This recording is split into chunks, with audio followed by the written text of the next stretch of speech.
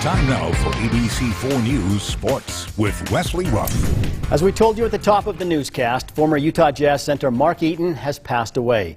Eaton was biking in Summit County last night. He was found after he had crashed. He was taken to a hospital where he was pronounced dead. Eaton played 11 years with the Utah Jazz. He was twice named the NBA Defensive Player of the Year.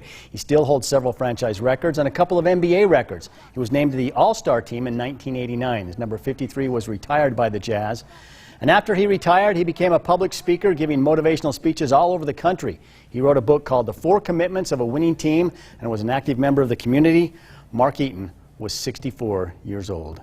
Well, Utah Jazz will take on the Grizzlies in Memphis tonight, Game 3 of that playoff series. The Jazz won Game 2, but Ja Morant lit them up for 47 points. The Jazz know they need to find ways to keep him in check.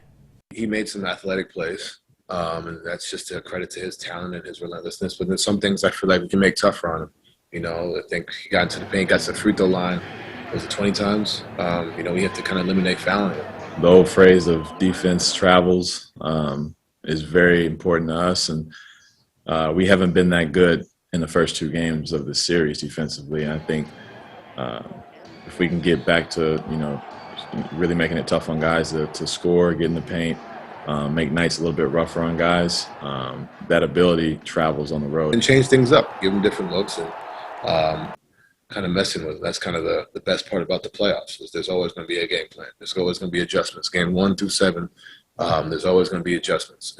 If our defense can find itself and we continue to keep building on that, you know, we have a chance to win anywhere on the road. Well, 2 high school state baseball championships on the line today. In 6A, American Fork completes an incredible season with a dominant victory over Pleasant Grove. First inning, Fisher Ingersoll goes the other way with a solo shot to left. That puts the Cavemen up 1-0. American Fork blowing it open with a 5-run second inning. Easton Whitaker with a base hit to left. That chases Easton Welling home. 2-0 American Fork. And later in the second inning, when it was 4-0, Ingersoll did it again. His second home run in 2 innings. This 2-run blast made it 6-0 Cavemen. And that was plenty for pitcher Caden Carpenter, who tosses a complete game shutout. He gets the final out on the fly ball to right. Final score, 8-0. American Fork finishes the year at 30-1 with the 6A state title. It started with the offense. Fish has been on fire, so he's had multiple base hits, and the 2 home runs definitely got momentum going. 2 home runs in a championship game, man. We claimed it last year. We claimed it as a state championship, but we wanted to come get the real one, the big one this year, and that's what we exactly did. In 5A, it was Spanish Fork and Maple Mountain going at it. Maple Mountain looking to tie the series at 1.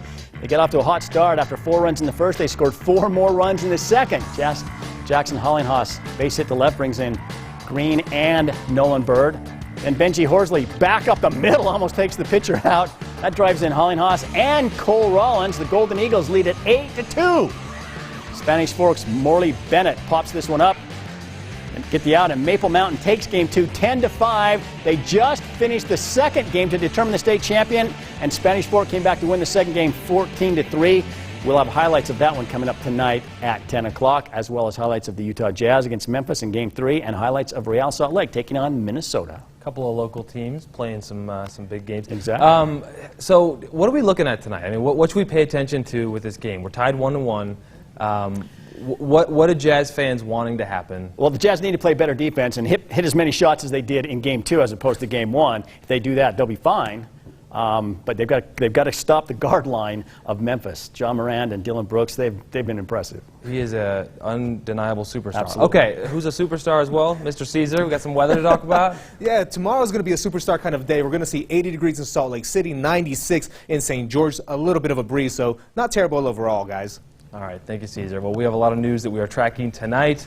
We appreciate you, Wes, everybody watching at home. Thank you so much. We're always online on Facebook and Twitter as well. And we will see you tonight, coming up at 10 o'clock.